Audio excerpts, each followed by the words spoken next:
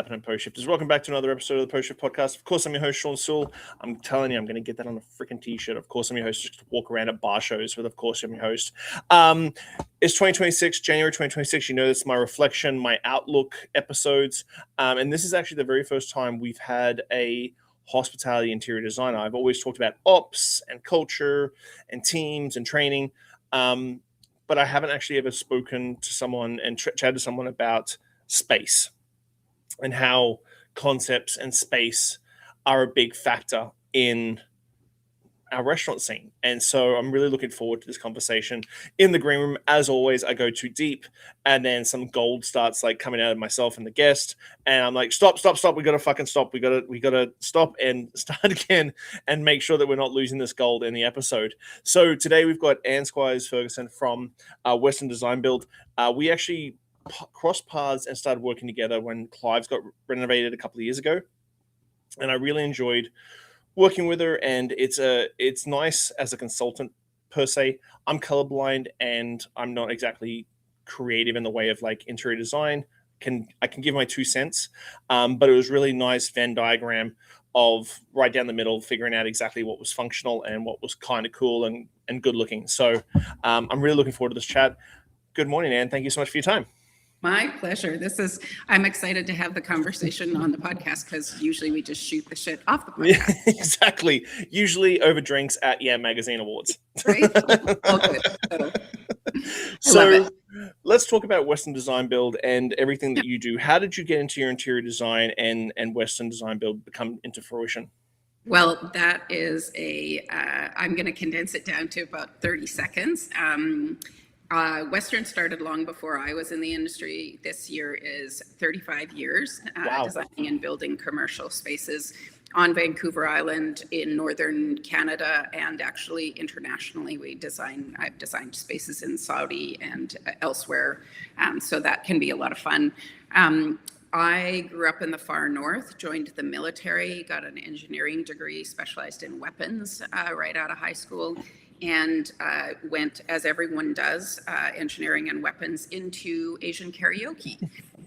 And so that was the leap. And still on the design side, loved the technicality, wasn't super passionate about karaoke. And so went on a bit of a spirit quest and discovered commercial interior design, went back to school, got another degree a little later on, and came to interior design then in my early 30s and worked for kind of the godfather of food and beverage here in Victoria, J.C. Scott, who's done all the old pubs, really incredible body of work. And so that was where I cut my teeth for a decade. And then I went out to launch my own studio in 2013 and got headhunted very quickly by Western. So took over in 2017. I'm now the CEO. We've got a team. We surge up to 14. Our core is 7. And we design and build most of the hotels, restaurants, offices here in Victoria and Vancouver Island and further afield. So nice. So yeah.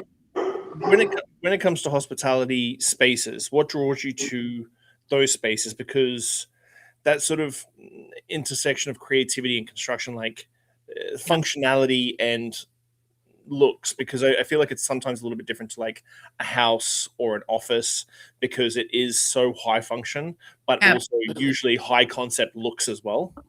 You've really nailed it there. That's why it's so fascinating to me. So coming from that engineering background, coming in, a hospitality space has to function. It won't be successful if it doesn't function.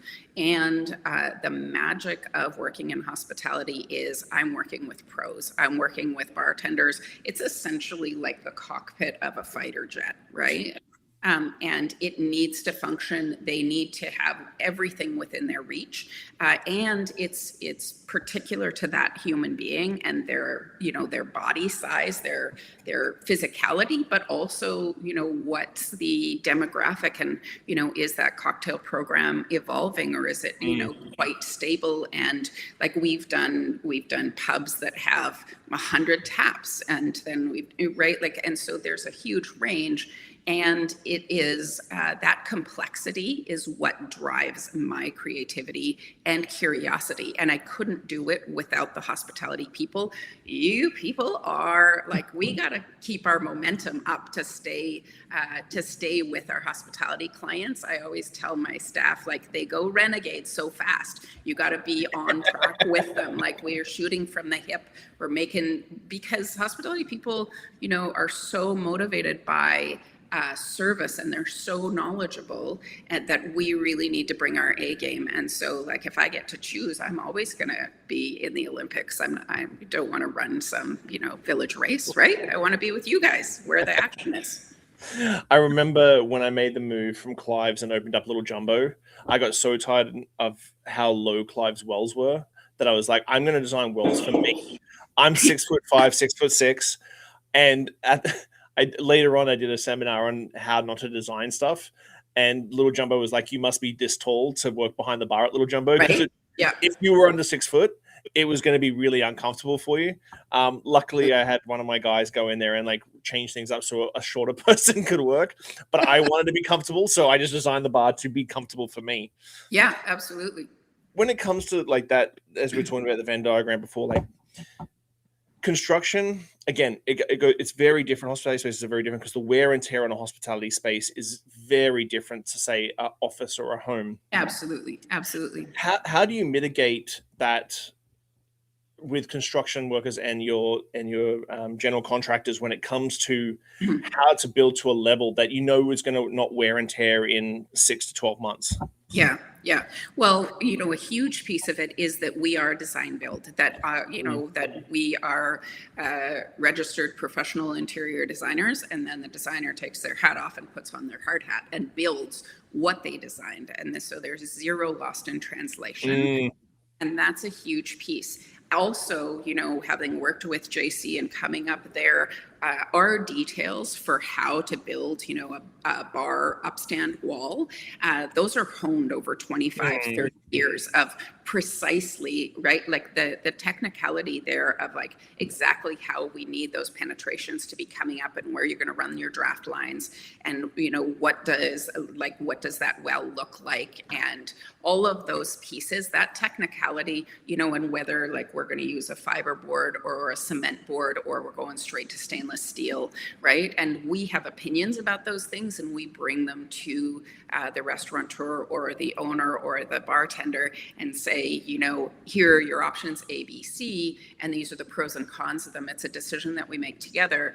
And then, you know, particularly in hospitality, this is true for all spaces, but especially ones where we're talking about like just wear and tear, let alone moisture, let alone the stickiness, right? And so we have details for drip rails, and we have details for, you know, overlapping skins and precision in that way. And because we build what we design, we guarantee that. And so there's no, and if something goes wrong, there's no finger pointing, oh, it was the designer, oh, it was the contractor. We're in there 100% fixing whatever, you know, if something didn't perform. Again, it's a long-term relationship, but most of our clients, you know, I've seen them through marriages and divorces, like we're longer lasting than some of their life partners, quote unquote. Yeah, I designed a space. I won't mention it, but one of the owners was a set designer for like she moved Magic Mike around. Oh, yeah. Everything, and amazing design work. But then I was like, okay, we need to make sure that the stuff wears really well, so that in 6 months' time it's not completely worn out. So when it comes to dealing with clients, when you first sit down with them, because sometimes it's always the hardest thing, how do you balance out their concepts, trends, and what will be trendy in 5 years? Because I don't find it too much in Victoria, but in big cities, Singapore especially, like you definitely see spaces that are trendy right now. For sure. But will look a little aged in like 2 years. How do you balance out like long-term concepts that could be trendy to start, but evolve over time? Yeah. You know, I mean, I'm going to come out of the gate here. I don't love trend. I don't love the word. I don't love the meaning. You know, the idea of, you know, trends to me are something that gets followed. And I don't want to follow anything. What I want to do is a deep mind meld with the client, and when I say the client, it's not the owner. It might be, but often it's the owner and the ops manager and the bartender and the chef, whoever the players are, that core structure. We want to do a deep mind meld, and we want to understand not just their vision, but their heart, what it is that drives them. What are those core values?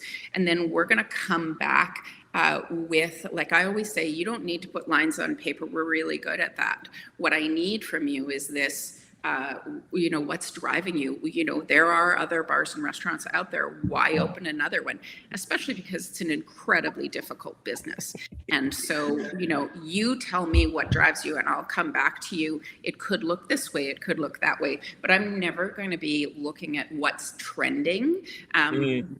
The beautiful thing is there are evolutions. And so, we're at a time where even 10 years ago, technology was a gimmick. And now tech within the hospitality spaces is just deeply embedded. And the more seamless we can make it and the less visible, the more effective it'll be. And also you need to be able to change it out at a moment's notice. We don't know what's coming down the line. So, to have you served by a robot bartender, I think that's gimmicky, right? But, sustainability, true sustainability is not having to rip it out. David Suzuki said the most sustainable vehicle is the one that's already on the road. And so, when we worked at Clive's is a great example there, that travertine bar floor right at the bar. And it's showing a lot of wear because thousands of people have had thousands of happy nights at that bar. And my response was that is a treasure. We're not doing anything. That's staying because that's telling me that this is a place where good things happen. And we don't need to rip it out and replace it with another type of flooring. So, environmentally, but also humans, I just turned 50. I like to think that I look more like myself now than I ever have. There's a distillation process. And so we try to impart that to our clients as well. It's if you invest in really high quality materials, that leather's going to age with you, right? That wood is going to age with you, stone, right? Those are the things that we recognize that aging and appreciate it because we're in that same process. You're talking about the big players in operations of a bar, a new concept, chefs and bar managers and bar leads and so on and so forth. Obviously, much more of a upper management style thing with the ownership. Have you ever said to an owner hey, have you thought about talking to your chef about this design element? All the time. Yeah. Because owners, I need to talk to your chef. Yeah. Right? The next meeting, you need to bring your, whether it's the person who's leading the cocktail program or it's the bartender who's there all day, every day. I need to know my biggest question is what do you want to keep? What do we have to not fuck up? I don't know if I'm allowed to swear on. You can swear on this. It's fine. But I, years in the Navy, and I still have a potty mouth. But the reality is that there is so much knowledge behind the bar. There's so much knowledge in the kitchen, and I guarantee that the owner doesn't have it. And so it's not negotiable. Often if we're working, on a new concept restaurant, I'm you actually need to have an idea of the chef and the menu before we finish the interior design, because those things need to be a cohesive experience. Now more than ever, it needs to be a sensory experience, and what's on the plate and what's in the glass and what's in the room all need to be telling the same story. Yeah, an open kitchen when the kitchen doesn't look very attractive is the worst thing ever. But I think when we first chatted, I can't remember, I think it was at the AM Awards, and the hotel and I had already started chatting about renovating Clive's, and then they obviously reached out to you, and then you came to me and was oh, hey, we saw chatted. And one thing that drew me to you straight away was that you did encapsulate my opinion to a degree into your work. And it's one of my biggest pet peeves as a consultant is after walking into a place after 6-12 months after opening, the space is gorgeous. They've dropped a million and a half on the space. And then I walk behind the bar and I'm fuck, Like, Yeah. Yeah. why did you go to Russell Hendricks and just get prefab stainless steel? Like, this is horrible. These haven't been redesigned since the 1970s. Like, Yeah. why did you do this? Well, we have 100 seats. We thought that'd be okay. One sink for 100 seats is not okay.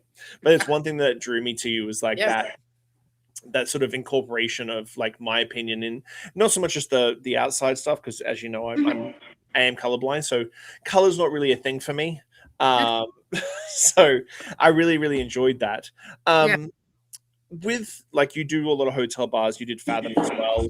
How do you balance out that all day, all night sort of vibe? Because one thing I find in North America that is outside of hotel lobby bars and hotel restaurants is the worst thing is that it's very hard to keep a concept cohesive across breakfast, lunch, and dinner and late night. Because I feel like in North America, they're like, oh, I only go here for coffee.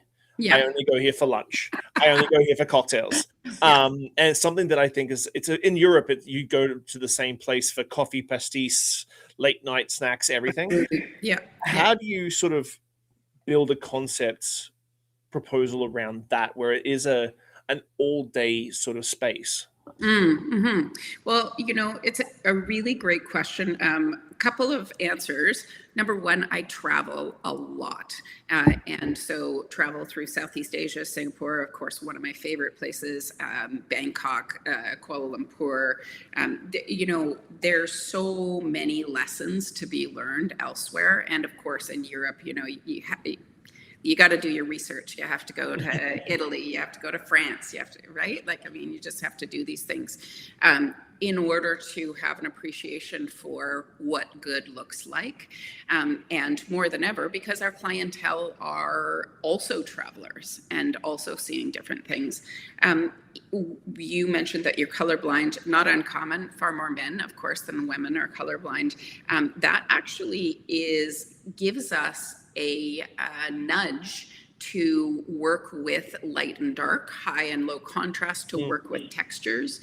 And so, black and white photos, when we remove the color, it's actually a lot harder to get the best black and white photo because you're dealing with fewer. I'm sure it's like a classic cocktail, there's only so many components in that old fashioned. And so you better be like on the mark with every single one of them.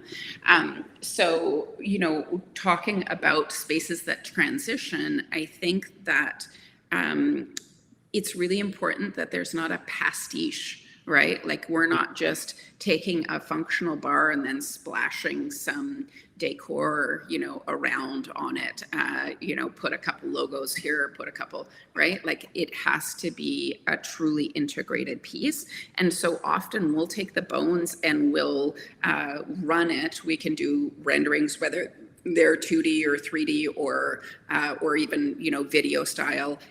What does it look like? We can, here's a great use of technology. We can mimic whatever the natural lighting will be at the time. And so Fathom's a great example of that, where we've got a lot of natural light coming in off the harbor. We've got skylights, we've got, right, like all of that.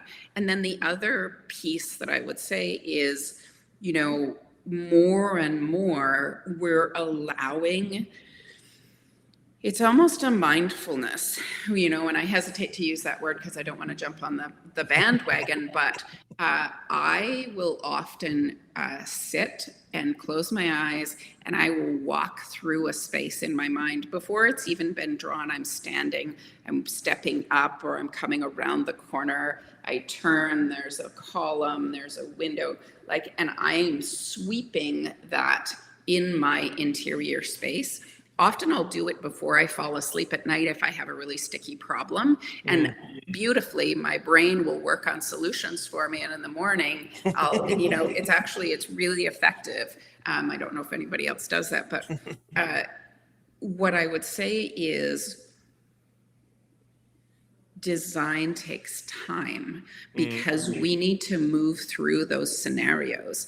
And what I have discovered over a career now, 25 or 20 years in this business, is the idea of distillation of, like, if it doesn't need to be there, take it out. And then start adding pieces back in that really add value. And so, Fathom's a great example of we really changed what a wait station looks like, right? And we're able to move away from, stationary pads. Like now it goes right into like when they're at the table, they're using the tech and putting it in. So, they're not going and turning and putting their back to the room and right, like just changing the way a space functions so that it can function, as you say, from the coffee and the pastry in the morning right through to that last glass of wine before bed.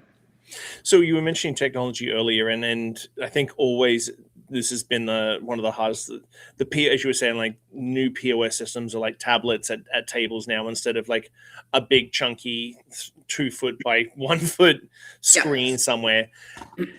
Has that sort of have you kept on top of that sort of technology to offer that to your clients too? Because it is one of those things, because usually what it is you design a beautiful bar and then the owners or the operators are like, yeah, we're going to put a POS somewhere. And you're like, shit, like this beautiful mirrored back bar with nice steps things. And then this ugly ass POS gets put in the corner. And it's like, that's not where I would have put it. Yeah. All the time.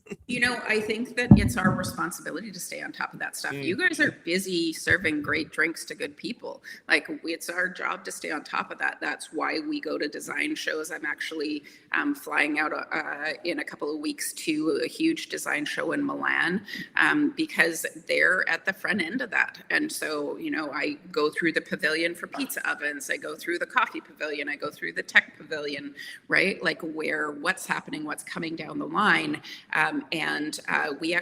I have importers, I have, customs brokers. Last year I did a similar trip to Czechia because there's some really incredible restaurant and hotel furniture coming out that's very much appropriate for our market, really beautiful wood and leather and handmade. And so, that's part of this job, is staying at the forefront of those pieces. So let's talk about like actually the build, because you, as you said, you flick hats. You've got those done. Everything's sort of been done. How do you sort of roll out and then Gantt chart contingents out actual build to stay within? Because we all know, like when people go, "Oh, when you're opening, Shawn," you say soon, because you just never know. It's just the answer is always soon. Yeah. As soon as I know, you'll know. How do you build it up? How do you build that expectations? Because a lot of the time, operators are paying rent. They are they are on the hook for and if they're not open, they're not making revenue. How do you sort of build that out with your contractors to make sure that everything goes to plan and that contingency works out? Yeah. Well, I mean, it really helps that we are the GC. We do the construction management. And so when we're doing the design with the owner, we're actually flagging things during the design. This is a special order item. This is a custom made piece, these pieces. And so once we have sign off on certain things in the design phase, if we've got long lead time items, we're doing a project right now for a, large hotel chain that I can't name. We're actually still in design and also ordering the light fixture that's going to go in the lobby of that hotel, because we know that it's going to be handmade and every crystal needs to be, cut and polished and hung and right. And so that's part of that integration where we can really serve the client. I think the other piece is, we've been hospitality adjacent for, as an organization, 35 years. And so I have read more business plans and leases than you can shake a stick at. And so I actually really encourage my clients to bring us in on that conceptual, like very, very front end, because I can actually help you. And there have been, unfortunately, projects where like they're in love and they're ready to sign a lease. And I'm like, give me 3 days to do a test fit, because I don't think that you can serve the kind of meals that you want to from this space. Like or the base building doesn't have the extraction that, or sprinklering, or electrical. Yeah, it may not have a 400 amp service or an 800 amp service, depending on what you need. And so we can come in and help you make those choices within a matter of days, literally, and really, avoid some very major pitfalls. Then the other piece is, we work back. And so again, it's like, okay, well, when do you want to be open? There, obviously you're going to have to be hiring staff and training them. And, you're going to do all this, that piece, and then the soft launch, and then, right. And so again, we've been through these processes with so many clients. Sometimes, it's a hard date. And so we actually change the design to hit that date. Other times we have actually like phased projects. And so they open, the cafe, and then we're behind. Fathom's a great example where they had to have, because they host tour groups, they had to have a functional breakfast room for the entire period. So we built a hoarding wall and completely finished one half of the space while the other half stayed open. And then overnight, one night, we took down the hoarding wall and flipped the spaces and moved it over 6 feet and built it again, and then finished the back end. And Wow. so, there are so many different ways of, like, I always say to clients, and maybe this is an advantage of coming to this industry from the military, from engineering, where, we laugh, good, fast, cheap, pick any two. And I'm sure you've heard that before, right? And so we do run it like a military exercise where like all these pieces need to be there. You need to have each one of these components to have a successful project. And we are deeply rooted in reality, right? Time and money and humans. And so I will, long-term client of mine, Dave Kindrat, everybody knows him in Victoria. And I remember him saying to me early on, one of my favorite quotes, "Nothing you wouldn't put in a cage full of monkeys," when we were talking, right? So when we were working on Lucky Bar years ago. But I can remember him coming to me when he had bought Fifth Street. And we were talking about doing like a really quick reno and shift. And, I said, actually stay open, just run it for a year or two and see what the market is. And then come back to me later. Come back to me when you've made some money and the market, and right. And so, that's a really wonderful place to be embedded in deep relationship with clients, and be able to give them really good advice, whether or not it's, to do a project. Yeah, I remember when I opened up Little Jumbo, and the landlord and the city council were like, listen, if you start putting too much water into the space, you're going to have to put an upgraded water main, which anyone knows the Little Jumbo space means we have to dig down the hallway from the street. It's like $5,000 a foot or some ridiculous price. And so what I did is I calculated the cubic feet of every single sink in the space and made sure I did not go over the cubic feet of any single split sink in the whole entire place. And I actually shrunk it by 25%. Yeah. So we didn't have to upgrade our water main, and it saved us a whole bunch of money just by sitting there with every single basin and every single kitchen thing to make sure that it's just the little things that can cost you a whole bunch of money. So often, I love that example. It's a great example. Is people think like, oh, it doesn't matter, just pick it up, just pick a sink. And I'm like, actually, and this is a JC-ism. He says, show me the detail that doesn't. Right? Every single one of those choices is so purposeful and measured, and then in the end, saved hundreds of thousands of dollars, if not the viability of the project. So let's talk about 2026 and the direction of hospitality. Obviously, hospitality is it's always in a sort of a state of flux. We go from, I'm going to be a little douchey here, but minimalist hipster bars to like high concept spaces like Irish pubs or Scottish style pubs.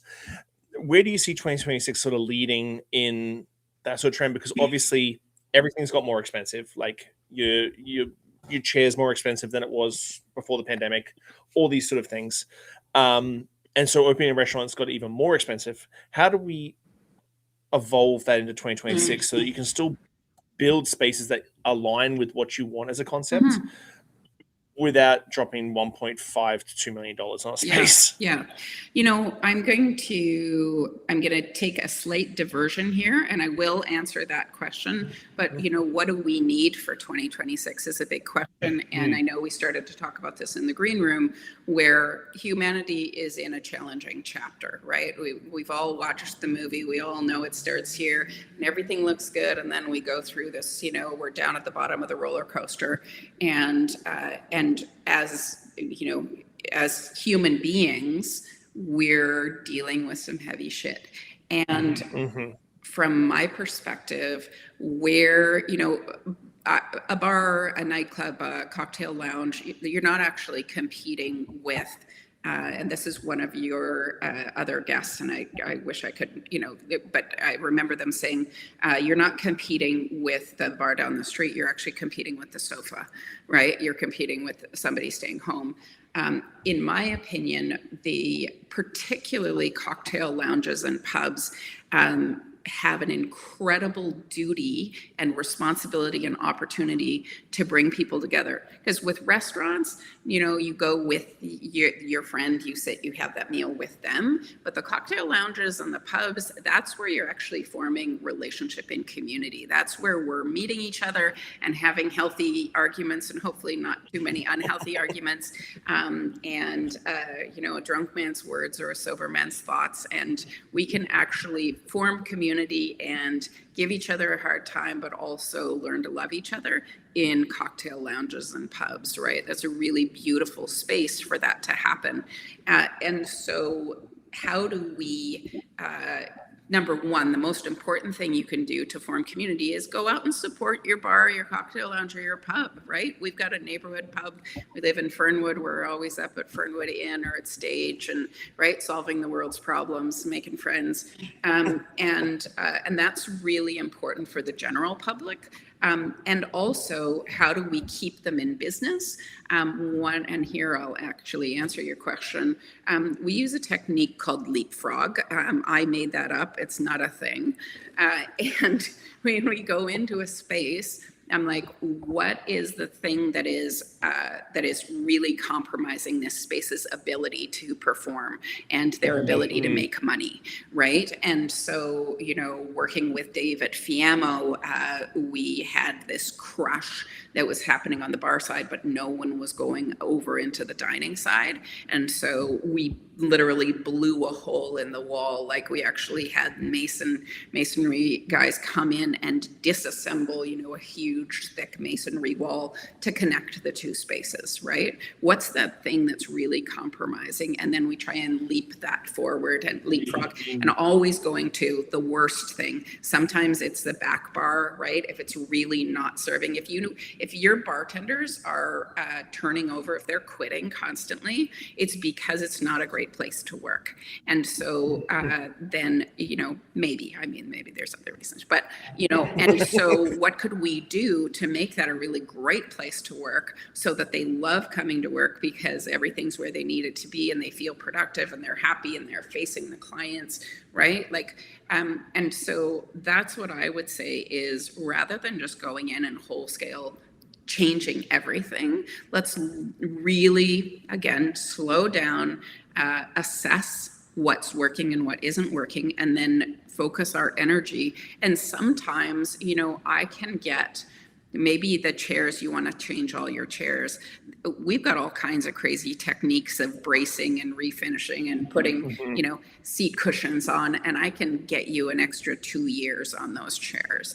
And that extra 2 years is going to save you 60 grand or 80 grand, right? And so that's the sort of thing, like you were just saying, talking about the sinks. My family hates going out with me because most of the restaurants we've worked on, and I'll be like, oh, you know, that's the chair, we added a bracing, you know. Like, yeah. I know exactly how that feels. My wife would be like listening to this right now going, yep, that's exactly my life when I go to a restaurant. Totally. I have 16-year-old twins, and they don't even have to say anything. They're just like, oh. Yeah, I've got a 15-year-old. She does the same thing. She's like, why does everybody know you? Yeah, totally. Like, why do people know? Like, we walk down the street. How do you know him? How do you know her? It's funny. Yeah.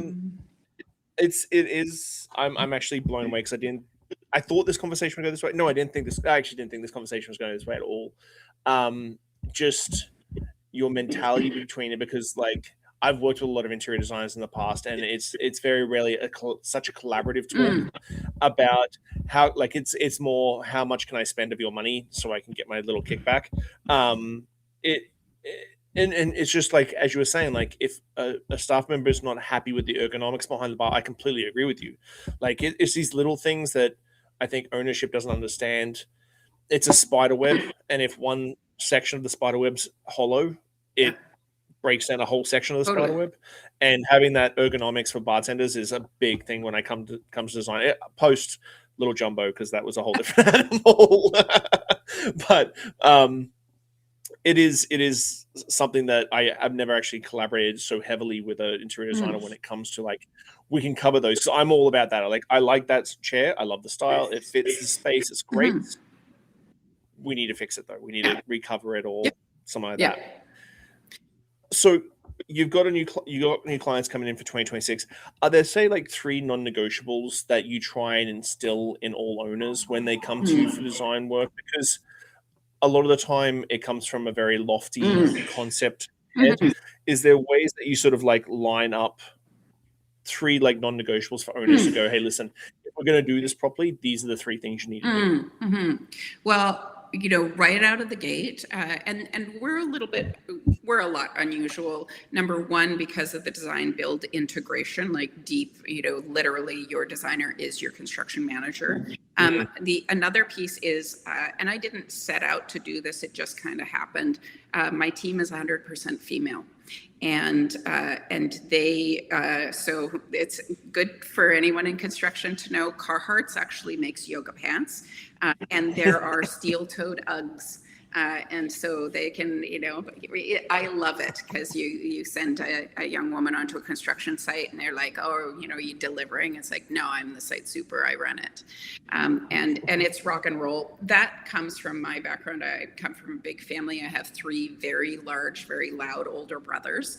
And so and a wonderful younger sister. And so my entire childhood, I was making room for myself at the table. And so now that really is, I thought it was about design. I thought it was about construction. My legacy is going to be, bringing young women into this industry with me and helping them be confident. And so our first one right out of the gate is we have a strict no assholes policy.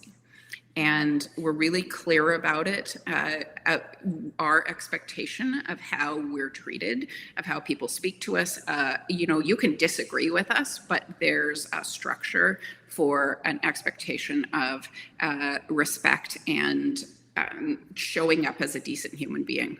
And so, that's right out of the gate. And it's also, sure, it's from the client to us, but it's also within the client group. And so we won't work with people who are assholes to each other, because it really pulls us all down. And so if there's a compromised human decency component, then that's going to be a no-go for us, right?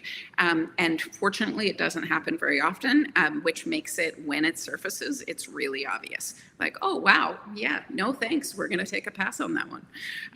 The next one that I would say is,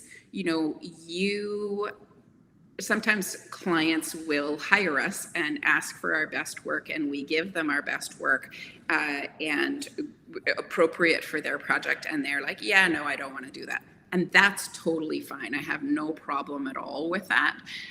One of the things, though, is like, we're by the book. I run a really tight ship ethically. And so nothing is ever under the table. Like, we always go for permits. We always pay our trades.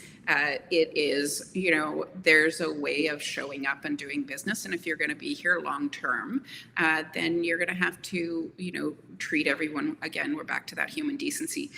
So you can't, not pay someone because you decided you didn't like the color of the tile that you approved, right? It's like, yeah, so we're going to hold people accountable for those decisions. And then, for us, one of you can't live in Victoria on Vancouver Island and not be connected to the natural world.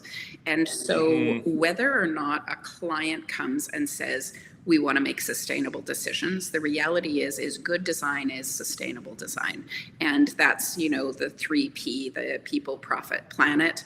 And so we're going to make the right decisions sustainably. And we're not going to bring you products that harm the earth or harm the makers, or right. And so if that doesn't align with a client, then that's fine. It's just not the right client for us. Right. And so we love educating our client teams. We love introducing clients to handicraft makers, whether that's the person who's making the beautiful leather aprons, or the slump glassware, or, whatever that is. That's a really passionate piece for us, and we love getting you guys out. We also love doing research, and so when we were working on Fathom, Kirk and myself and our studio manager Sarah went over to Vancouver for a weekend and hit Nightingale and Reef Bar and so many. We make it fun whenever we can. Yeah, it's sometimes difficult to explain to my accountant why I have so much food and beverage on my business account. Yeah. And I'm like, I'm working, man. I'm working. And because I do training, when I go to the liquor store and I'm picking up bottles of alcohol, expensive alcohol to do training with, he's like, is that really a write-off? I'm like, I got paid to do training about this product. Yes, it's a write-off. What happens to it after the training is none of my business. Well, none of your business. This has been a great chat. So at the end of every episode, I do 5 deep podcast questions. I'm only going to give you 4 because one of them is actually, what do you hope your legacy will be? And you laid it out so beautifully that I absolutely loved that. But what is one lesson or experience that has shaped your perspective the most, and how do you carry that forward in your life? Love it. At the risk of being a little tongue-in-cheek, I had a really wonderful experience. I received a gift in 2002. I was diagnosed with ovarian cancer. And shitty gift wrapping, but such a treasure there. And until you have a brush with mortality, particularly your own, we squander our time and energy and resources. And to have that experience and realize, hey, listen, this is all we got. And so, pay attention. And that has really given me so much clarity.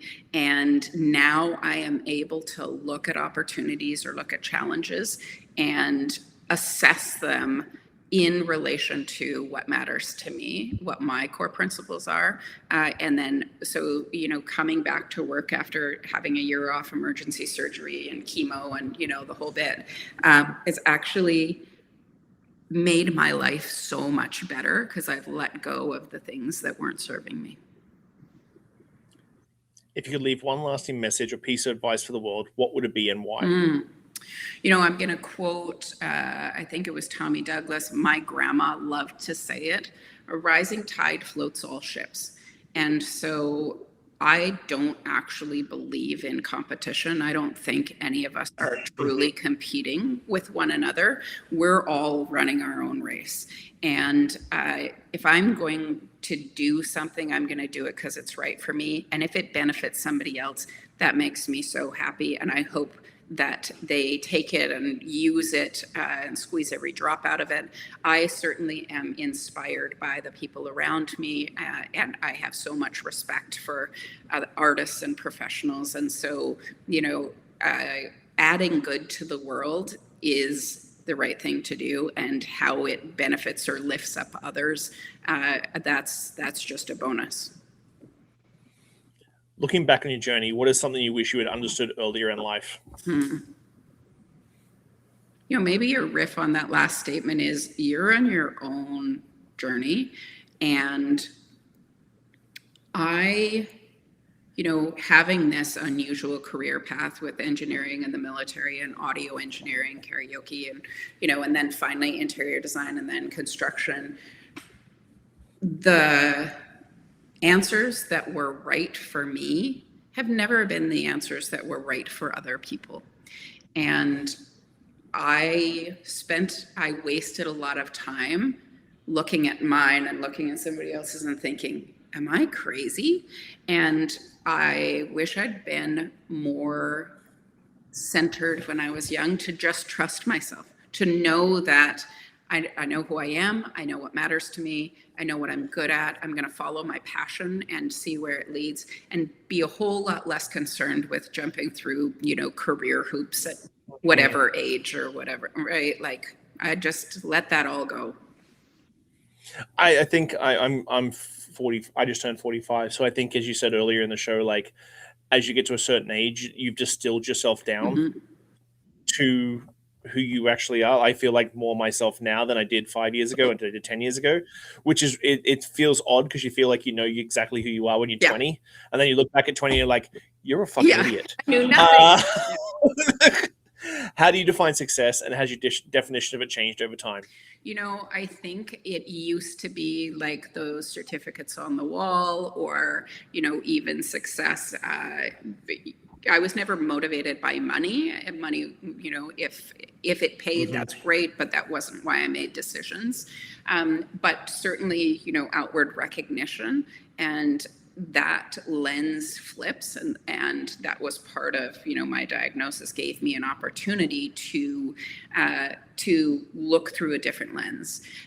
Success for me, I of course, a lot of us practice gratitude. I have a beautiful life, and I live in Victoria. I, do what I love with humans that I care about. I bring good into the world. I have a wonderful, husband and kids and one dumb dog, and right, like, and so taking the time to, say, actually, this is a really good life. And, do I get a nicer car? I don't know. Do I go on a longer vacation? Maybe. But being really happy, success is being happy with what you have, as well as constantly, like, I am exhilarated by momentum. I'm insatiably curious. And so that kind of pulls me into the next moment. Like, what's over here? What's under that rock? What are we going to discover? What kind of wonderful drink am I going to drink today? I don't know, and that's success for me, is enthusiasm about my own life, driving me forward. And to finish it off, what's your favorite cocktail when you go out to the bars? Oh yeah, that's a good one. Classic. Make it easy. We do a classic. Classic cocktail. I do love a French 75. Feels very festive. It's a little bit feminine, but you can drink a lot of them, I'm saying. Right. Also a huge fan of Aperol Spritz. I know it's having a moment. I'm like, I was drinking it before any of you. So yeah, for sure.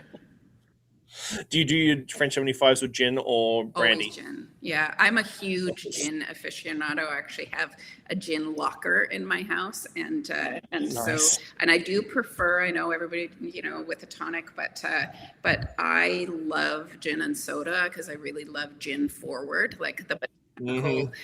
Gins are that's my love language. Lovely.